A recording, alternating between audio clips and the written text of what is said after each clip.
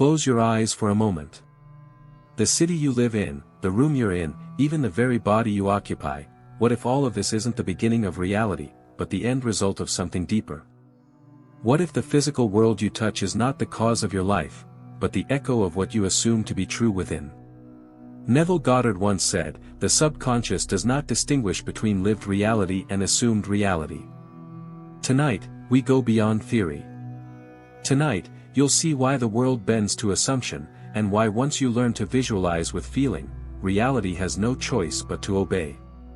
Most people believe they react to the world. They think circumstances are fixed, fate is random, and luck decides everything.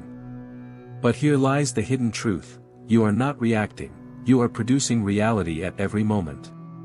The law of assumption has been known by mystics and quietly guarded by secret societies, while the masses were trained to look outward, never inward.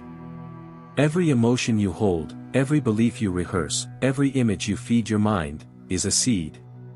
The material world is nothing but soil. What you plant, the subconscious grows. That's why your life right now is not an accident, it's the reflection of assumptions planted days, months, even years ago. You think it is random, but it is law. Humanity suffers because it believes in reverse causation. People think matter comes first, then thoughts and feelings follow. But this is an illusion. Reality begins in consciousness, not in matter. Take Edison. The light bulb wasn't born in a lab, it existed first in imagination. Edison assumed its possibility, sustained the feeling of its reality, and by law, the physical world had to obey.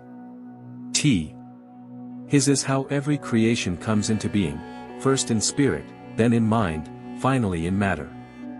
Imagine light passing through a prism. Infinite possibility exists as pure white light. But your beliefs act as the prism, bending, shaping, and filtering what reality you experience. Change your belief, and the prism changes. New colors, new worlds, new futures appear. Here's the principle that bridges science and mysticism, the law of reversibility. If heat can produce motion, then motion can produce heat. If a physical state can create emotion, then emotion, sustained with conviction, must produce physical states. Quantum physics describes this as the collapse of the wave function. Mystics call it assumption made real. Both describe the same process, energy condensing into form because consciousness commanded it. And beyond this lies higher dimensional truth: time is not linear.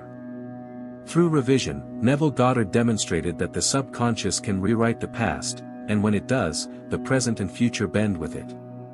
Reality is not fixed, it is fluid, waiting for the one bold enough to assume differently. Now comes the question no one can escape: are you a victim of reality, or its creator? Whether you accept it or not, you are always creating. The difference is whether you create consciously or unconsciously. The global elite understand this law. They use repetition, symbols, and emotion to implant beliefs in the masses. But you, yes, you, hold the same power. You are not locked in a prison. The door has been open the whole time. The jailer has always been yourself. And the key? Knowing that your subconscious does not distinguish between what you live and what you assume. So imagine, if you knew with certainty that your assumptions would manifest, what would you dare to visualize today? Would you stay small, or would you rise into your higher dimensional self? The choice is always yours. Once you visualize and assume with feeling, reality has no choice but to shift. This is not philosophy, it is law. The kingdom of heaven is within you. Not as a poetic idea, but as a technical truth. To see it, assume it. To live it, feel it. The mirror of reality is waiting.